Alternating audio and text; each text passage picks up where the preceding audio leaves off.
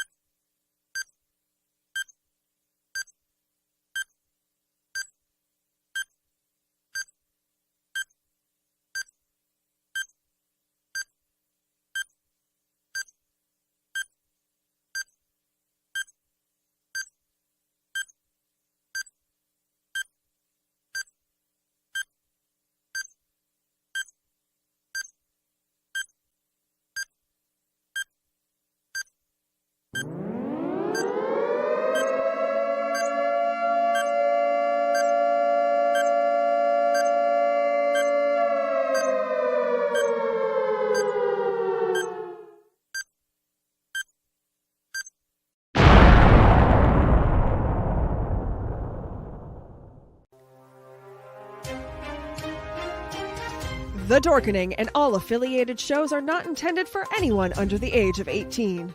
The following may contain discussions or scenes that have adult situations, graphic violence, nudity, strong sexual content, and graphic language. This show is intended for mature audiences only. Viewer discretion is advised.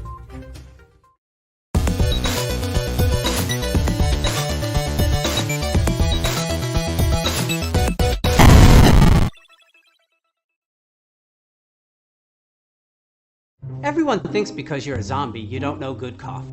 Well, they're wrong. There's only one brew that gets my seal of approval. Deadly Grounds coffee is my guilty pleasure. The aroma is so intoxicating. It brings all of my neighbors out of the woodwork. Deadly Grounds coffee. Coffee to die for and zombie approved. It's good to get a little deadly. Use the front door! Oh, they're so disgusting.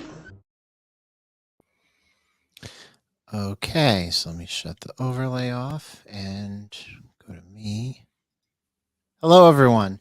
It's been a time and a half since I've done a live show. Last time I did one was in November, where I predicted, or no, we didn't do a prediction. This is a prediction. We did Christmas films. What's the best? What's the worst? And we had Brandon from Powers Combined and the Comics Paradox and Dork Night podcast and the Wednesday show, Midweek Geeks, and I'm on the Midweek Geeks show as well every Wednesday. Actually, he was going to join us, but work got in the way. So joining me today is Patsy and Ashes from Throwdown Thursday. How are you guys? Hi. Hey, we're doing okay. How Thanks are for you? having us.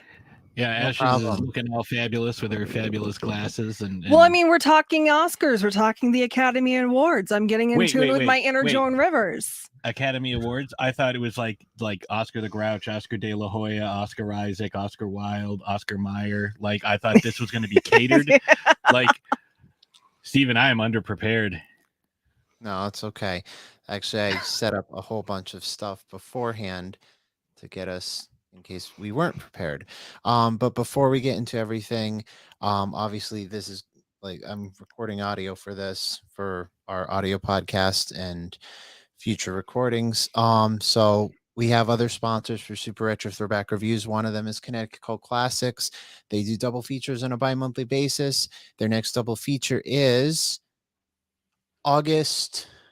April 29th. Wow, dyslexic here. John Carpenter, Night 3, The Fog, and In the Mouth of Madness. So tickets are on sale. Will be on sale soon at the Strand Theater in Seymour, Connecticut. And it's one of the oldest theaters in Connecticut. It's a great place. $10 gets you 2 movies, entry into the raffle, and old trailers. It's like a really good time. I sponsor them. They sponsor us in return, huh? I said it makes sense that it's there because you can see more movies there. Yeah. So, and it's a really really old. It's a really interesting theater because they have the popcorn, like the concession stand in the corner. You go up this long hallway, the concession stand's right on the left, and yeah, I mean, you'll hear the popcorn popping while the movie's playing. It's just this big auditorium. That's basically what it is. I mean, it's pretty cool. Our other, huh? It's a great aesthetic. Yeah. Our other sponsor for Super Retro Throwback Reviews, before we get into everything, is JPO Productions. They are a DJ service for your private event, corporate function, wedding, or birthday party. Just leave the balloons at home. They don't provide the balloons. Little joke. So anyway, James O'Grady's a great friend of mine. We went to high school together. He does this for a living. He's an entrepreneur. He does pop-up movie theater. He does all this, the DJ service and all that stuff. Here's a promo for that, and then we'll get into the meat of things.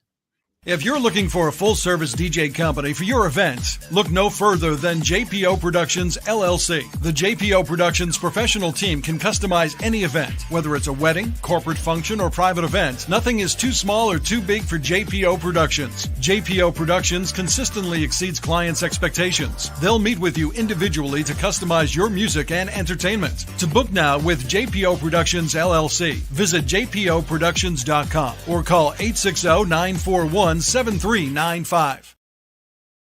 All right, so now that all the pomp and circumstances is out of the way, let's get into the real pomp and circumstance. Oscars. So say what you will about the Oscars. Sometimes it gets controversial, sometimes it doesn't. Some people say that it's rigged, some people say it's not rigged. Some people say that the Oscars, they want their movie to win. Some people say they don't want their movie to win, and the wrong movie wins, and people get upset. So there are, I think, 23 categories. I picked 14 of these categories, and I'm gonna put them up on the screen. We'll talk about them, and we'll analyze who we think is gonna win. Sound good? I like that. So let's go from the bottom up. So we have visual effects.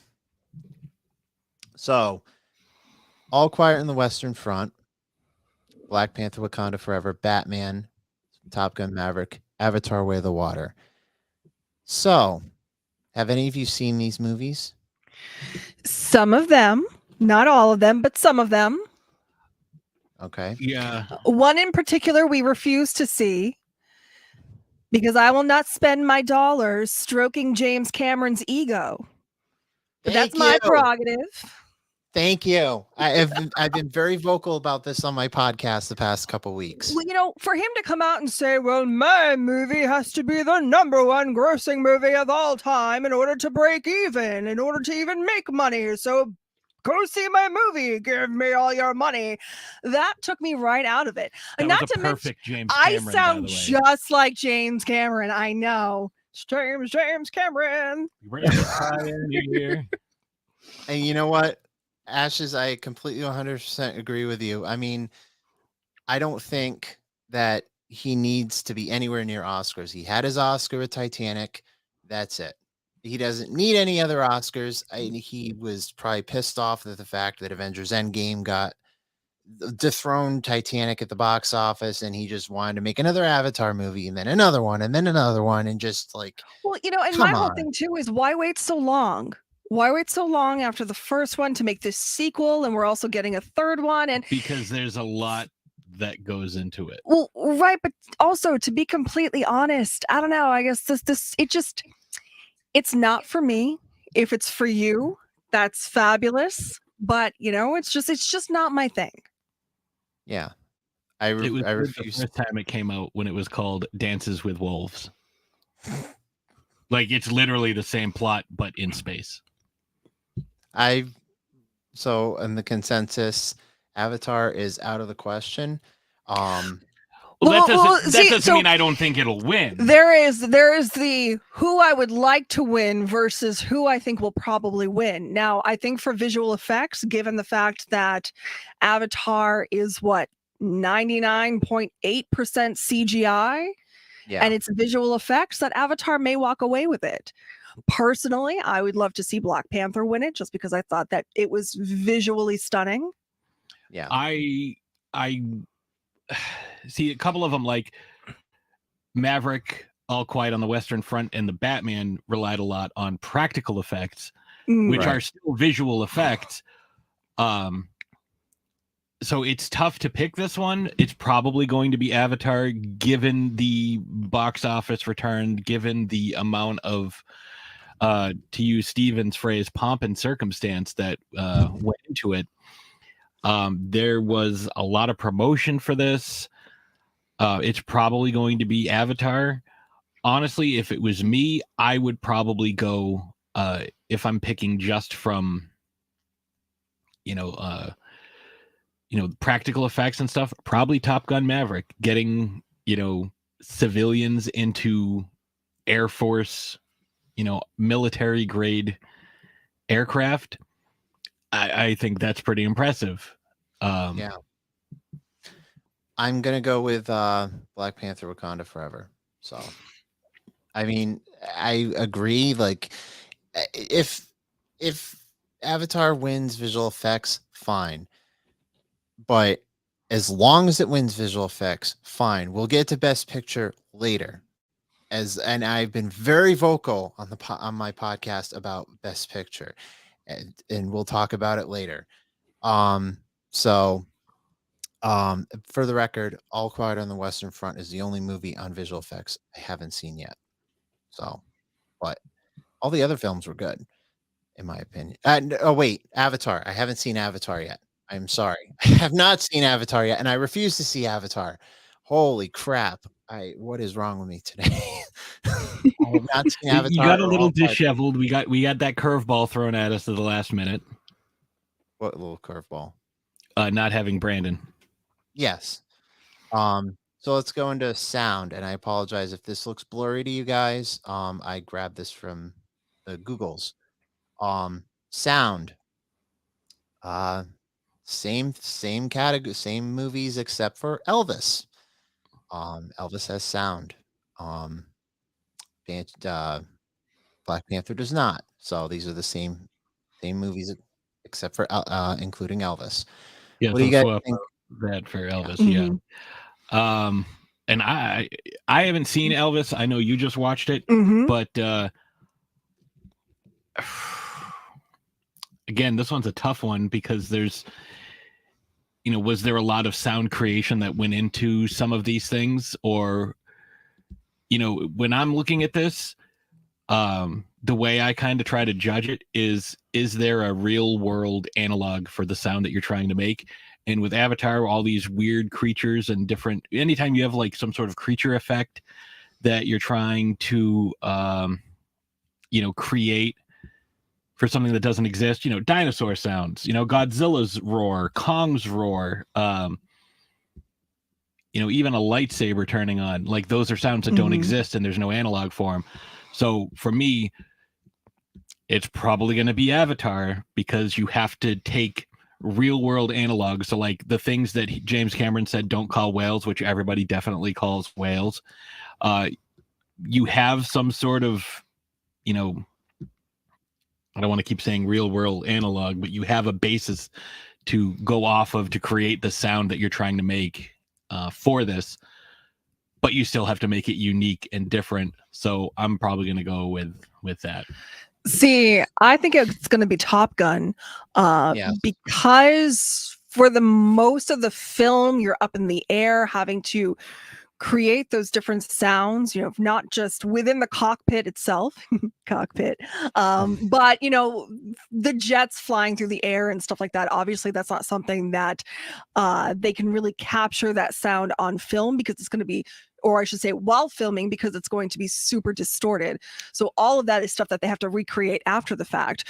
So the fact that they have the ability to, go into a studio and use all of these different instruments, whatever they have laying out in front of them, and create these really realistic, like F-15, F-16, fighter jet sounds. I don't think they're using those, but I know what you're saying. Right. Well, I'm just saying, like, the sounds are very similar. I think that's commendable, and I think that is rewardable. To kind of touch on what you're saying, it's not just that. There's a difference between I'm standing on the ground watching these things fly over the Super Bowl, and I'm in the cockpit hearing these engines and hearing the vibration and everything. So that's definitely well, and that's another thing too, being able to kind of account. When you're flying in the cockpit, you're vibrating, so to add sound to like the vibrations of the person and the people, and that the immersive experience, the things that are in the cockpit itself, right? Yeah, so I think Top Gun's gonna walk away with it. I agree. Top Gun, I think, is going to get sound because just the fact that you're hearing the jets, it's just everything military, it's just everything everywhere all at once that you're trying to encompass. We'll get to that later on. Original song. So we have this quality is a lot better in Google. Applause from Tell It Like a Woman. I don't know who that band is. That's the movie. The musician is Diane Warren. Sorry about that. Natu from RRR. That's a movie. Music by M.M. Karivani. Sorry if I butchered the last name. Hold My Hand from Top Gun Maverick by Lady Gaga. Lift Me Up from Black Panther Wakanda Forever by Thames, Rihanna, Ryan Coogler, and Ludwig Göransson, who was the composer in Wakanda Forever and the original Black Panther. And This Is Life from Everything Everywhere All at Once from Ryan Lott, David Byrne, and McKinsey. So I'm going to go Lift Me Up because it was, when it was played, what it was juxtaposed against. I know where you have a bias. Well, yeah. But I think the whole, having just watched that last night, maybe it's recency bias, but the way they handled the death of Chadwick Boseman in the cinematic sense, I thought was incredible. And to have that song kind of coupled with that, that to me gets like a little bit of a push because of what it represents. Yeah. Ashes, what do you think? So again, this is one of those who I would like to win versus who I actually think is going to win. I'm a Gaga stan. So obviously, right off the bat, I'm like, just give Gaga all the awards, everything that she's nominated for, just give it to her. And Hold My Hand is a really great song. However, I'm thinking Natu is going to win just because they've been sweeping all of the other categories in regards to songs. So, Golden Globes. I haven't seen our Triple R, but it is on Netflix. It's that Bollywood, like, it's not quite a superhero film, but it's definitely like, a testosterone fueled action romp. Okay. I'm going to go with Ashes here. I'm going to go with Hold My Hand by Lady Gaga because if you've heard our podcast, we loved Top Gun Maverick. And, here in Danger Zone in the beginning, obviously that's not going to be, obviously I think it was considered as an Oscar in 86. I don't think it won. But I think just for the fact that this was one big nostalgia trip, it's racking up so much money, more money than Avatar. Sorry. I'll pound that movie down till I don't think it needs to be in existence. But anyway, I think Top Gun Maverick should get the award for original song because, hearing the song at the very end and then you see in the credits, dedicated to Tony Scott, and it just seemed like perfect. It wasn't plastered all over the fucking, it was like the New Berlin, because Berlin had their Mm. Take My Breath Away and the original, and just seemed like it was the thing back then, to now. That was just my opinion. I don't know if you guys agree. I mean, to be honest, I'm really not familiar with any of the songs because I'm a He dinosaur. he hasn't seen Top Gun, the original. I haven't seen either of them. What's the which means matter with you? Hasn't seen. Yeah, I know. Listen, We're gonna. if I want to watch Top Gun Maverick, I'll watch the original version when it was called Star Wars: A New Hope. I'll watch that. Tell me there's not a trench run aiming at a very small target that blows up a base. Tell me I'm wrong about that. Again, you can hear our review of Top Gun Maverick from last year, and we made that joke on the show, so yes, we agree. but anyway, screenplay. Banshees of Inisherin, Tar, Triangle of Sadness, The Fablemans, and the film I think is going to pull a clean sweep, Everything Everywhere All at Once at the Oscars. So, well, I've only seen one of these, but I think it's the one that's going to win.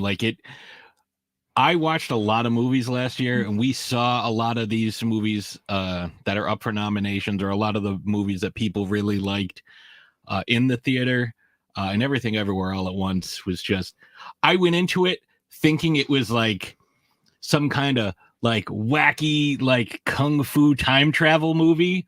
And it was so much more. It was so much more than that. I was very surprised. I tried to, oh, hi, Sammy. I tried to not watch trailers and whatnot, but yeah, you've seen more of those than I have. Yes, yeah. So is this for writing? Screenplay. Let me see. Yes. Screenplay. Yes. Original screenplay. Okay. So again, for me, it's down to 3. Everything Everywhere All at Once. That was my favorite film of last year. It was one of those films that I walked in really not knowing much, just knowing that I wanted to see it based off of the little teaser trailers here and there that I had seen. What's with the googly eyes everywhere? Yeah, it's like, that's really, I'm like, oh, they have googly eyes. Okay, I'm in. I'm simple, and it just it completely blew me away. The story, the acting, just everything. It was just so beyond. But if we're talking writing here, the Banshees of Inisherin was really well written. It's one of those films that is really dialogue driven, and you're really seeing these characters for just kind of like a little moment in time.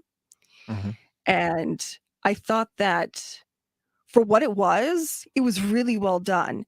And then there's Tar. Tar is just kind of a powerhouse performance by Cate Blanchett.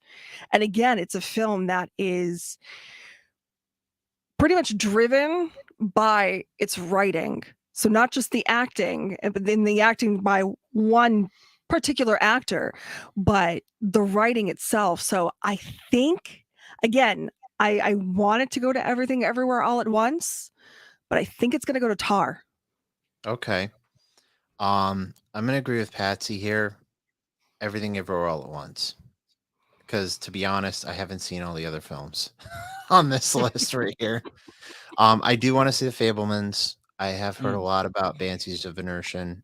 I do want to see Tar, and I don't know anything about the other film. So, yeah. So the next one, original screenplay, and again, oh wait, we just did that. Yeah, why is that up there twice? Sorry about that. That's all right. Production design. So All Quiet on the Western Front, seeing a trend here. Avatar: Way on the Water, Elvis, The Fablemans, and Babylon. So I've heard a lot about Babylon, and I have not seen Babylon. So I have. So what comes down to what tends to win production design most are period pieces that are set during a certain time period, trying to create a specific aesthetic. And Babylon does that. However, I think for the amount of time that this specific film covers and the way that, I mean, because this film, I'm talking about Elvis. Elvis spans decades, pretty much 4 decades, being able to create the sets for each specific decade, each specific time period, and being able to create it in such a way where you can tell the 50s from the 70s and whatnot. Like I think Elvis is going to take this. I agree. What was it again? Can you pop that up there? One second again. I think it might end up going to All Quiet on the Western Front. Okay. Just to be contrarian between the two of you guys, because you guys made a very good case for that. I don't think it'll be Avatar, because production design, when it's all done in a computer and green screen, like how much there's not much really production, doing. right? Yeah. No. All Quiet on the Western Front, trying to recreate the aesthetic of a war-torn landscape. Similarly to how I really liked the production design in like some of the battle scenes in the first Wonder Woman film, especially the World War I stuff, like to make sure that you're historically accurate and everything. I think that that might take it. Like, again, just not to be the sole voice of dissent, just not agree. No, but I respect everyone's decision, but I agree with Ash's for Elvis. So let's go with makeup. All Quiet on the Western Front, Elvis, The Whale, Batman, Black Panther, Wakanda Forever. So I'm a little disappointed that they didn't have Avatar on here, because I actually worked with someone who did the makeup for not all of it. She was a hair and makeup artist for Avatar. Also X. Oh. Yeah. She worked with Mia Goth and Jenna Ortega, and she's good at what she does. So that would have been my vote right away, just because it's somebody that I know. But I will probably go with The Whale if it's not Black Panther. Like that one, I'm torn. Like when you have the like the different like tribal markings and whatnot, that have to be inspired by other African nations, but still remain unique. Yeah. I think that's a bit of a challenge. Same with the language. Like they had somebody create a whole language, like the Wakandan language. But again, Richard Kind looking the way he did in Batman, and then I think it was more impressive though on Brendan Fraser, like to make it look like he was this absolutely morbidly obese human being. And it was pretty impressive. So if it's me, I would go Batman, and I think we're going to see Black Panther again on a couple other categories, but I'm going to go with The Whale. Okay. So kind of like production design, period pieces, things that span several decades, what have you, tend to take it with these categories just because there's a lot to it. With that said, I think Elvis is going to take it, because not only did they make Austin Butler up to look like Elvis from when he was in his teens, early 20s, through when he passed at 42, to be able to age him, and not only that, make him, I know he did gain weight for this role, but to make him look like he convincingly, gained the weight and whatnot to, it was really well done. Not only that, it's the hair and makeup of the secondary characters too. So the actor who played Priscilla Presley, they did a phenomenal job, with her as well, from her iconic bouffant, big hair, cat eye when she was younger, to a slightly more tame do when she, in the 70s. Yeah, I think Elvis is going to take this one. Not only that, Tom Hanks. The prosthetics that they put on Tom Hanks, So like everybody's just getting fat suits. Well, kind of like Farrell, Tom Hanks did not look Hanks. like Tom Hanks, nor did he sound like Tom Hanks. And I'm sure we'll talk about this more when we get to the Best Picture category, because I know Elvis is nominated. But yeah, I think Elvis is going to take this. I agree. Elvis, I think, is going to take it too, because just the makeup for that.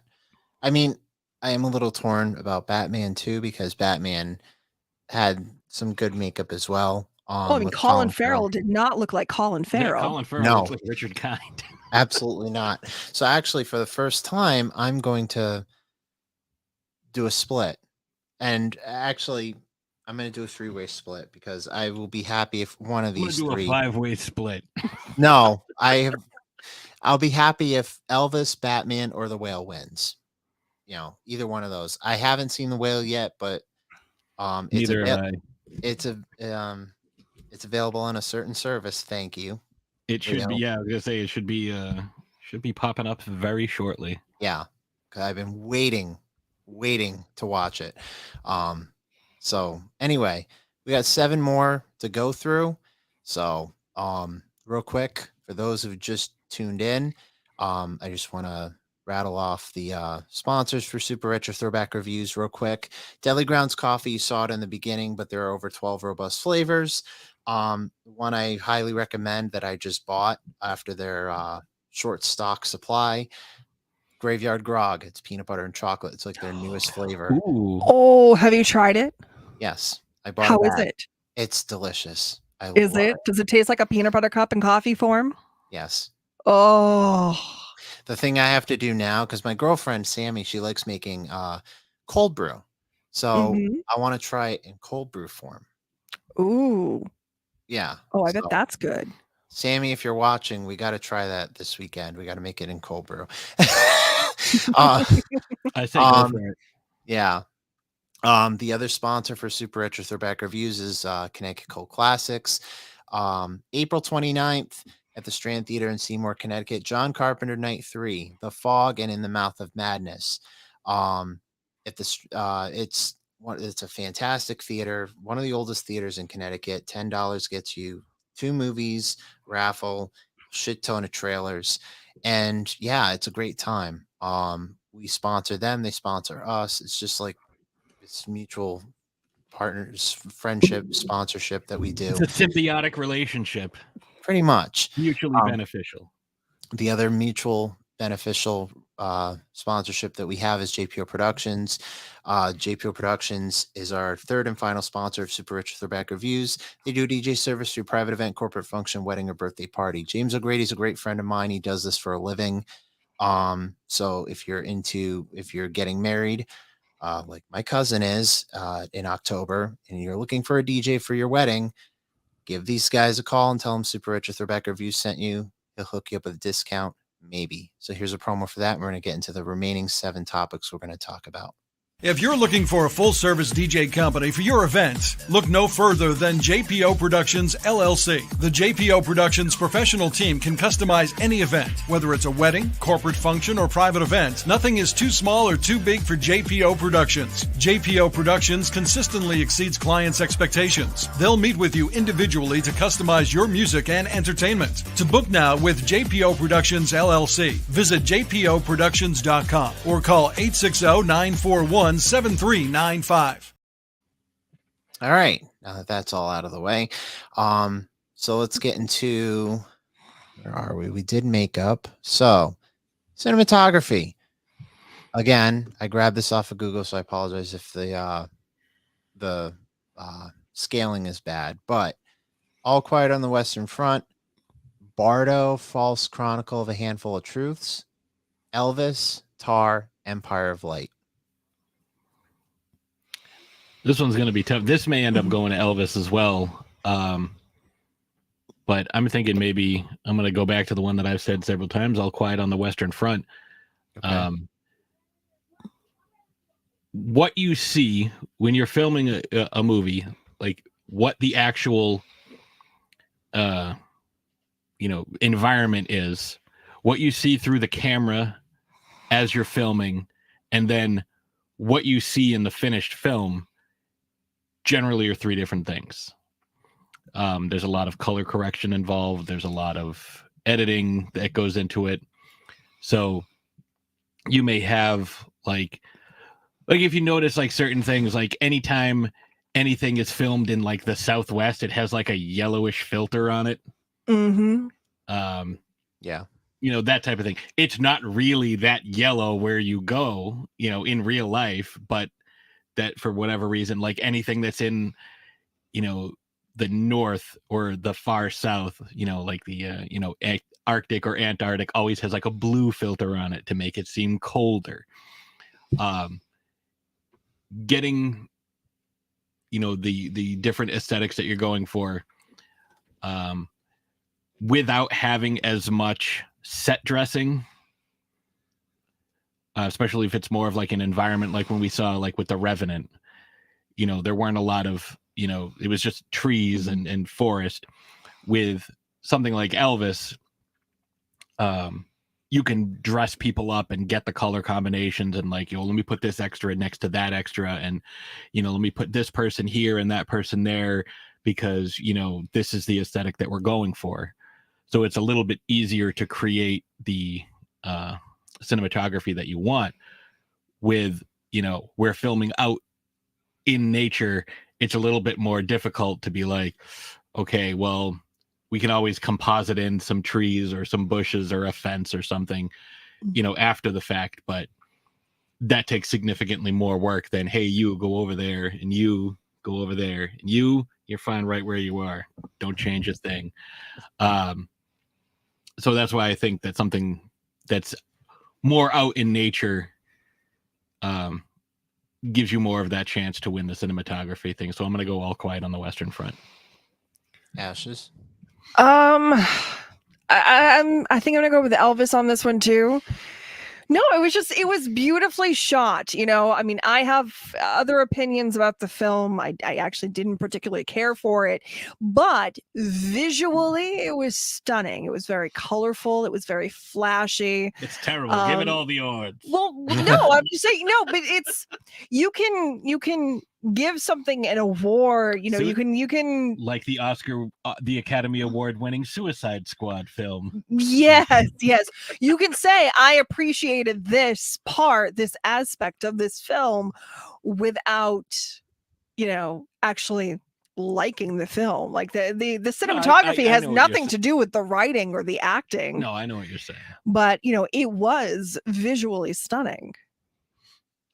I'm going to go with Elvis as well, especially that whole sequence in Vegas where he's doing his Vegas shows. Yes. The whole, doing the residency, and you had the lights and everything. I just thought that whole cinematography there was great. I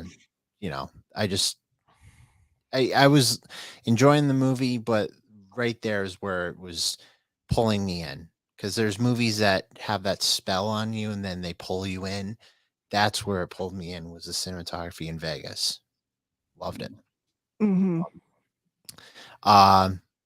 Anything else before we go into the next categories? Because these ones are going to get heated. I mean, sharpen our claws. Maybe. Anyway, let's get into Best Supporting Actress. So we have Hong Chow for The Whale, Carrie Condon for The Banshees of Inisherin, Angela Bassett for Black Panther and Wakanda Forever, and we have competing against each other, Jamie Lee Curtis and Stephanie Zhu from Everything Everywhere All at Once. So I hate the fact that the two of them are competing against each other. because how awesome would it be to see Jamie Lee Curtis after, what, almost 50 years in film, get her first Oscar nomination and win? Yeah. They were both tremendous. Mm-hmm. Angela Bassett, though. Yeah. So I found something out about Angela Bassett last night that I thought was kind of interesting. Because I was like, man, like, she has not aged. She looks phenomenal. Do with this information whatever you want. But Angela Bassett and Madonna were literally born on the same day, August 16th, 1958. They are the exact same age. Just throwing that out there. Angela Bassett, that fiery performance that she had, not only like you could tell that there was like, she wanted to just like lose her shit and be like, you guys all suck, in the UN scene. Yeah. When she's like being all sassy to the French lady who was like, well, we should all have, like, funny you should say that. But that scene with her and Denai Guerrera, oh man, like, and I know there are people out there, well, she didn't have as much screen time and she didn't do that. It's like, Anthony Hopkins, Silence of the Lambs, 11 minutes of screen time, got him an Oscar. I'm throwing my vote behind Angela Bassett. Okay. So, as much as I would like to see Jamie Lee Curtis win an Oscar, just because I think it's about damn time that she got her flowers and was celebrated for who she is and what she does, I really think it's going to go to Carrie Condon for Banshees. That performance was just, you ever see something and you're just watching it, and the performance by a certain actor is just so effortless. Not just captivating, but just effortless. Like, you believe this person in this specific time. Like, there are times when you see something and you're like, acting, but then there are times you see something, you're like, I really believe this person. Like, I'm so pulled into this scene right now. I feel like I'm a fly on the wall watching this unfold right in front of my eyes. And that's exactly how she was as Colin Farrell's character's sister in Banshees. She was just, it was just effortless, and she just won the BAFTA, so I think she's going to also take the Oscar, the badass fucking trophy award. Yes, that is exactly what it stands for. I wish they had a award where they can just split that little man golden Oscar thing in half and just give it to Jamie Lee Curtis and Stephanie Zhu, but that's not possible.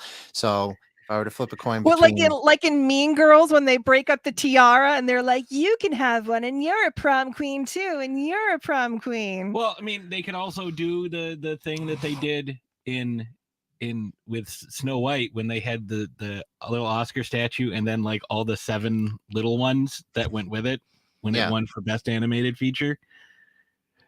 I will say this though, regardless of who wins, if someone from Everything Everywhere All at Once wins and they don't hand them a goddamn Oscar with googly eyes, I'm going to be very upset. Maybe in an alternate universe that'll happen. Perhaps.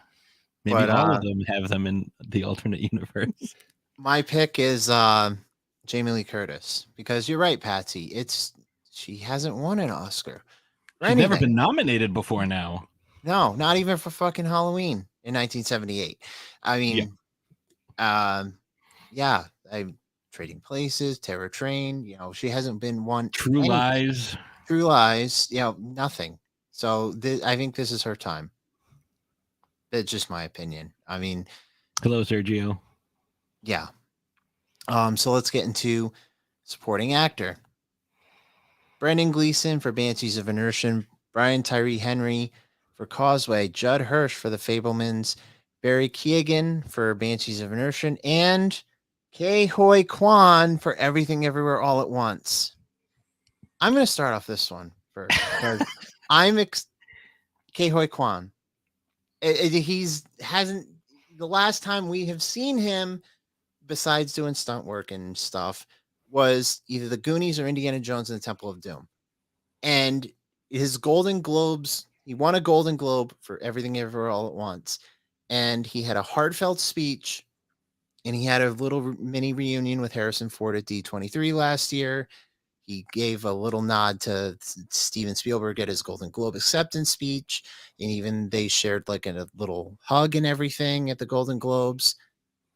I will fucking riot if Ke Huy Quan does not win the big one. I'm just I'm with you on that. For him to come out of no, like when I saw it, the first thing I said was he deserves an Oscar for that. Now I've said that a few times and I've been wrong a few times. John Goodman in 10 Cloverfield Lane, I thought got absolutely snubbed. But in this case, I think there's a lot of, like you were saying earlier, Steve, there's always a lot of like political pressure when it comes to some of these things. Yeah. And as much as I love Judd Hirsch and who knows how much longer he's going to be around, again, you have two competing actors from Banshees with Barry and Brendan, the Killer Bees. That's what they called them on set. I'm sure that's I don't know correct. if any of Yes, that's true, but I think it's got to go to Quan. I think he was phenomenal. Like his two characters that he played that we know him for, Short Round and Data, were absolutely just stereotypes. Like it was bad. For him to come out and still have like, that's the kid. I know him. I know that kid. I know him because I've seen him 1,000 times in those two movies. But he's grown up. He's matured. He's more sophisticated. Mm-hmm. And you can still see that innocence that he brings to the main version of him, of his character. But when he turns into the alternate versions, like it's a more impressive, like face off. Yeah. It's just so good. It's on par with another guy who got absolutely snubbed at the Oscars, James McAvoy for Split. Shifting in between personalities or different aspects of the same personality of one specific character is incredibly difficult. I mean, we saw everybody in when we were talking about the Multiverse of Madness, they didn't show like all of their versions of the characters that we knew were different actors, different people with those powers. Captain America, Carol Danvers, Miss Marvel. No, that's not her. Captain Marvel. Captain Marvel. Jesus, there's too many of these Marvel characters. It's gonna get crazier in a few years. No, I know. But there's they had different, as opposed to we're gonna bring in Chris Evans and have him play a slightly different version of Steve Rogers. Like they went and shifted it completely. This did the multiverse correctly, way better than Multiverse of Madness, and gave us alternate versions of the same character over and over again. Yeah. Which is again, sucks that we're not going to see Jamie Lee get an Oscar if my prediction is correct. But she did the same thing. So did Michelle Yeoh. So Ke Huy Quan, my pick. Ashes. So if you ever have the opportunity, if you haven't watched it yet, the Hollywood Reporter every year around awards season does these roundtable discussions with actors. And it's all of the actors who they predict will be hot around awards season. So this year, the roundtable included Ke Huy Quan, Brendan Fraser, Colin Farrell, Austin Butler, Adam Sandler for some reason. And I'm friends with the producer. I think Adam Sandler was there, and somebody else, and I'm drawing a blank, and I can't remember. But anyways, there is such a touching moment between Brendan Fraser and Ke Huy Quan, both who are having these renaissances. You know, in different ways, of course. You know, Brendan, who had a booming, thriving career in Hollywood, only to not, you know, and for a long time really just couldn't find work. And for the same thing to happen to Ke Huy Quan at a much younger age, and for him to decide to step behind the scenes and behind the camera, and to, I believe he has done stunts or like been a stunt coordinator, some other behind the scenes stuff, you know, for him to want to come back.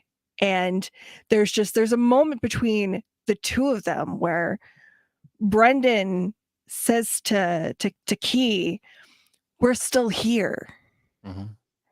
And, you know, he goes on to, Ke does, to kind of give his story and how he thought Hollywood had forgotten about him. He thought people had forgotten who he was. They just completely forgotten about him, but they didn't. And that's kind of been something that has been echoed in some of his speeches that he's been making while winning these awards. And there's something just so unbelievably refreshing and humbling to it, not to mention the fact that we need more people of, you know, more minorities winning these, you know, give them their flowers while they're still here. Right. You know, yeah, it does no good to be like, oh, you know, here's a retroactive award, Sidney Poitier. I mean, he got an Oscar, but you know what I'm saying. Right. But it's one thing to, you know, like give them their accolades, give them their jobs while they're still here. So yeah, I think it's going to go to Ke Huy Quan for it was a brilliant performance. It was. I agree 100% across the board. So let's go into, we have 4 categories left. Best actress in a leading role. So we have Cate Blanchett for Tar, Michelle Williams for The Fabelmans, Andrea Riseborough for Risenborough. I think I don't know I can't read what that movie is. And Anna de Armas for, again, I can't read what that movie is. Blonde. Yeah, Blonde. And Michelle Yeoh for Everything Everywhere All at Once. Michelle. And just the complexities in her acting between, you know, being dutiful daughter, you know, dutiful wife. Homegirl was a rock. A rock. She was martial a rock. arts master. She did everything everywhere all at once. Yeah. So yeah, Michelle Yeoh. Like, I've been a fan of hers for many, many years, watching her martial arts films.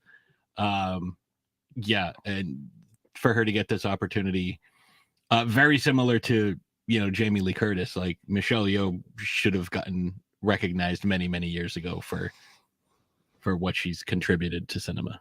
Yeah. So for me, it's a toss-up between Cate Blanchett in Tar and Michelle Yeoh. So Tar, that role was actually written specifically for Cate Blanchett. And it's one of those films where the portrayal is so good, the acting is so good that, you know, I watched it from the comfort of my living room. And when it was over, I wanted to get up and clap because it was so good. It was so good. However, you know, Cate Blanchett, there's always going to be roles for Cate Blanchett. You know, she's won an Oscar.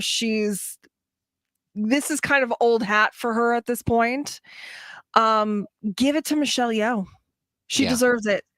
You know, it was her performance in Everything Everywhere All at Once was so captivating and so brilliant that I didn't really know who she was before this, and I turned to Patrick and I was just like, as the credits rolled and the lights came up in the theater, I just looked at him and I'm like, who is that?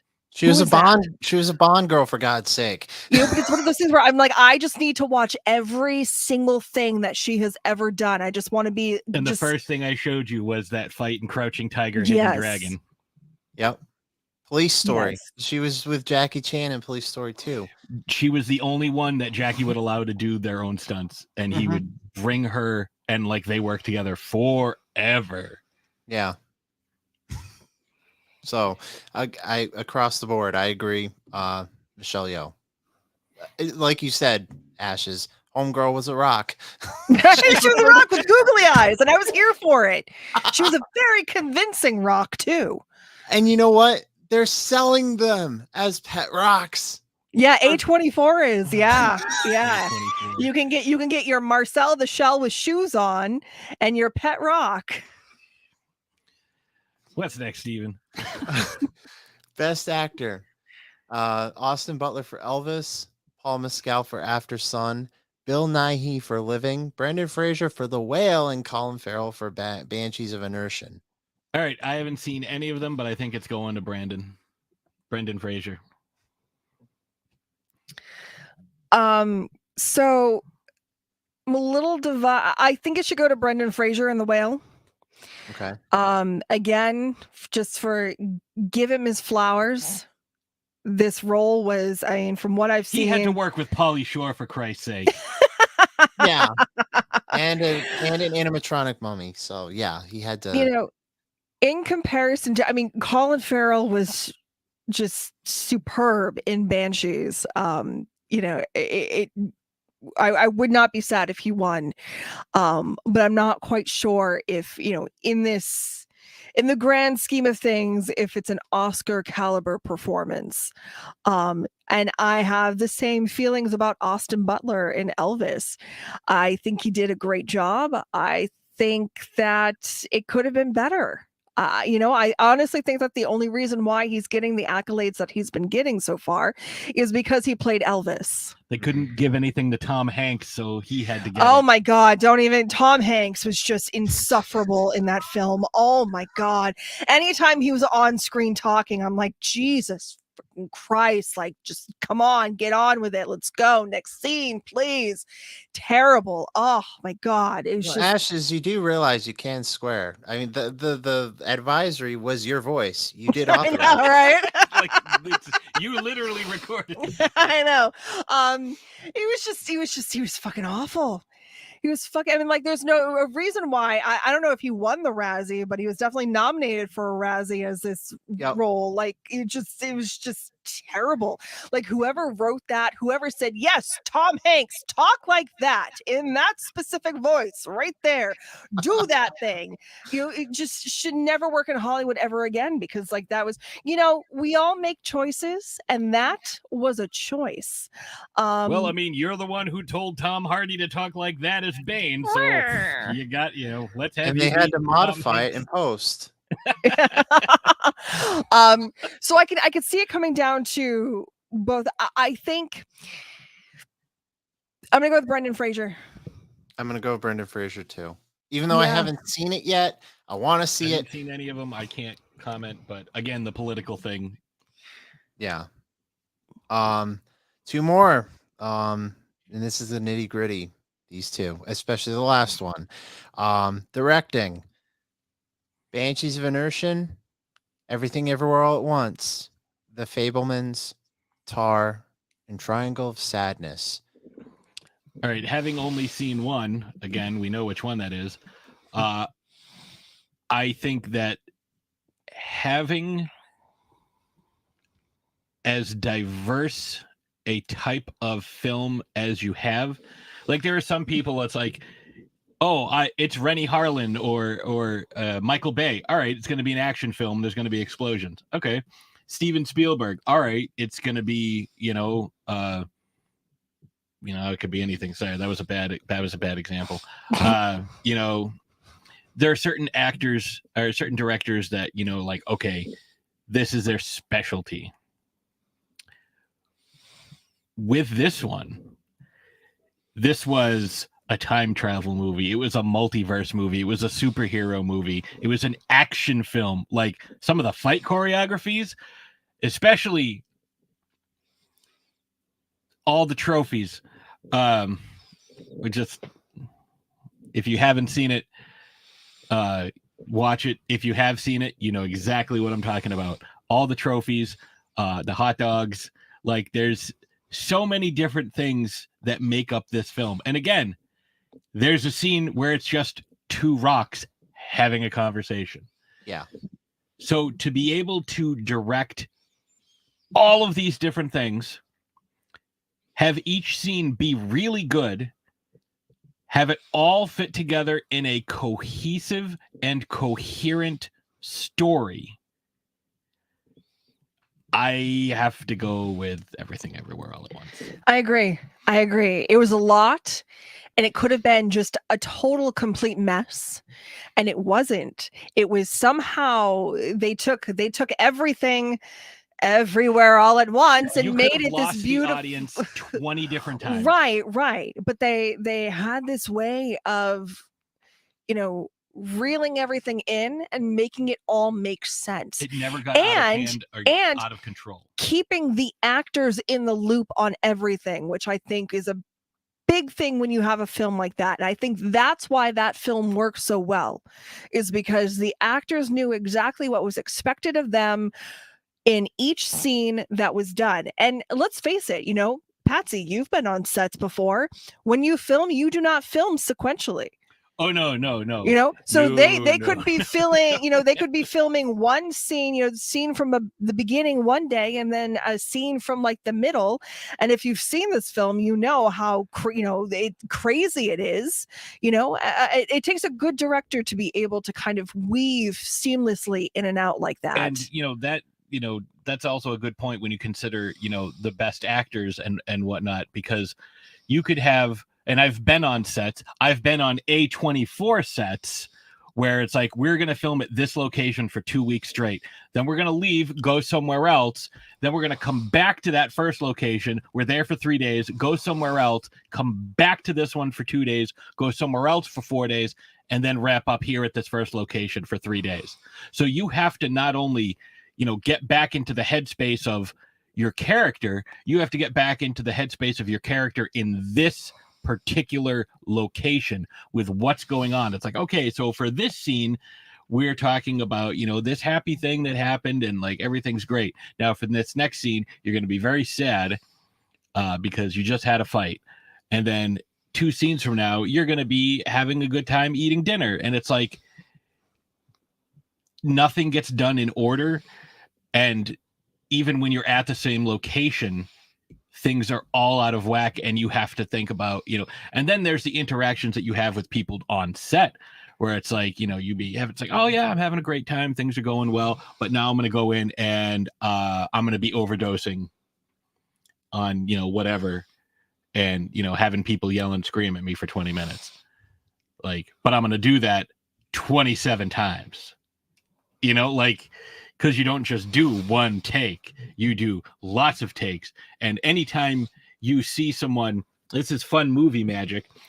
Anytime you see like a conversation where 2 people are facing each other, you're recording that conversation once over one person's shoulder. Then you have to move all of your equipment, all your cameras, all your lights, everything. You have to rearrange whatever place you're in, switch it around. They call it flipping the world. Mm-hmm.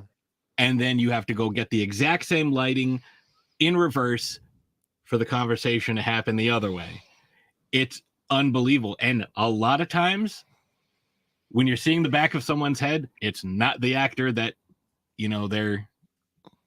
they're talking to. Like, fun fact, they talked about, they did a thing with Elizabeth Olsen, and they showed a picture of, the guy who played Jim from The Office, John Krasinski. And they showed her a picture and said, is this the smartest man in the world? And she's like, I'm not sure who that is. I've never worked with him before. But they were in a scene together and she kills him in a movie. But they weren't in that scene together. They were never there at the same time. So for stuff like that to happen, I gotta go everything everywhere. I agree. Everything everywhere all at once. And Ashes, you said the same thing? Yes. Okay. Which brings us to our last category. And again, this might get heated. Best Picture. Look at how many fucking movies are fucking nominated for Best Picture. All Quiet on the Western Front, The Fablemans, Avatar: Way on the Water, Tar, Banshees of Inisherin, Top Gun: Maverick, Elvis, Everything Everywhere All at Once, Triangle of Sadness, and Women Talking. And once again, I've seen one of them, so that's the one I'm going with. Everything Everywhere All at Once. But that's, I mean, you've seen more of them, and I know you don't like Elvis for Best Picture. No, I really think it's going to go to Everything Everywhere All at Once, just because I thought, again, it was my favorite film of last year, but it was an ambitious undertaking, and it succeeded. And Yeah. I think it deserves all of the accolades. I really do. I think it's such a beautifully done film. Not only is it fun, but it's surprisingly heartbreaking and Heartwarming. yeah, at the same heartwarming. And like the ending is so beautiful. Like I walked out of the theater feeling all the feels and Thinking about how good this is, no one has brought up how fucking good James Hong was in this. Mm. Like, Yeah. he gets overshadowed by Everything Everywhere All at Once because that's what's going on. But even he has like multiple personalities he's got to portray. Like, I mean, I also think there's a little bit of there was a lot of uproar where there were no female directors nominated for Best Director. So I think a film that focuses mainly on two female protagonists might get a little bit of an edge up, even if it's subconscious. Do you know what I'm saying? Like, oh, we didn't do anything with women for the director's spot. We should probably do something. Maybe that's not what they're thinking, but that might be in the back of their head. Plus it's like, it's also a great fucking movie. I mean, that shouldn't be a factor. Like I makeup don't- calls in sports, like that shouldn't be a thing. But like, there are also women who should have gotten nominated for Best Directors. So, yeah. Well, I think everything, everywhere, all. I think all the things it's And all gonna the win it. time. Yeah, and all the time, doing all the stuff. I think that's gonna win. I don't think for the reason that you're saying. I think it's for the fact that out of every single film, I think it's a superior that is film, well, but I think that's also going to be a factor. out of every single film listed, that is the one that is the most unique. Yeah. The plot is different from really anything we've ever seen before. Because it came out before Multiverse of Madness, and it was way better than Multiverse of Madness. Even the way it handled the multiverse. It kind of gives you, like I said, a little bit of everything. You feel all the feels. But again, like it's different. There's something so different about it. And I think that's why it's going to win. Yeah. So here's my theory on Best Picture. So it's a toss-up for me between, and if you've heard my podcast, Super Retro Throwback Reviews, the Audio Files, you've heard me gush over Everything Everywhere All at Once. My co-host disliked it, and you can hear our best and worst of 2022 special from a month and a half ago. It was our season 11 finale from, I think we put it out December 25th or something like that, Christmas Day or beginning of January. That's when we put it out. I put it as the best, but I also put Top Gun Maverick as the best because he put that as the best too. Because we talk about when we do our throwback movie reviews, we reviewed a whole shit ton of war movies. Top Gun Maverick isn't considered a war movie. It's more of like in the first one was more of a recruitment film because recruitment numbers just spiked. Oh, especially Um, with that volleyball scene. Yeah. But anyway, those are my picks. Because I'll be happy if either one wins, not just because of the nostalgia factor for me and my co-host for Top Gun Maverick. And he saw Top Gun in 86 in the theater. And we went to see Top Gun Maverick together. So him going to see Top Gun in 86 and then Top Gun Maverick in the theater was just a special moment for our podcast. But me going to see Everything Everywhere All at Once, and then I got to see it again with him here in the studio. We got a bit different consensus on it. I loved it. He hated it. It's just, I think it's going to win, or Top Gun Maverick, either way. And the fact that, the cinematography, them using cameras in the jets, they train the actors in, the music, Tom Cruise, that made so much more money than fucking Avatar did. Now, Avatar: The Way of the Water. If you've heard Midweek Geeks every Wednesday on the Dorkening Podcast Network, shameless plug. Me and Brandon, hope everything's all right with you, Brandon. Wish you were here. He had this theory, and I've fueled this theory on our podcast. Disney has cooked the books. They can say that they made $2 billion. Bullshit. Horse shit. Dog shit. They did not make $2 billion because China has their, big box office with everything. And with everything going on right now, I don't think anyone went to the theater to see this movie. So Disney cooked the books. The fact that they're shoehorning this film for Best Picture, and the fact James Cameron put Titanic in the theaters just to make more money. No, I do not think Avatar: Way of the Water is going to get Best Picture. If it does, like Ash just said in the very beginning, it's going to fuel his ego. And it's just, I'm going to fucking riot. I do not like 9 more of these. Yeah, he does not need another fucking Oscar. He does not need more money. That's just my opinion. I think it's They're going to open up a theme park. Avatar World. God fucking no. I'd be more happy. I want my Oscar to be made of unobtainium. I'd be more happy with Super Mario World in Orlando. or Hollywood, Universal Hollywood. That just opened up recently.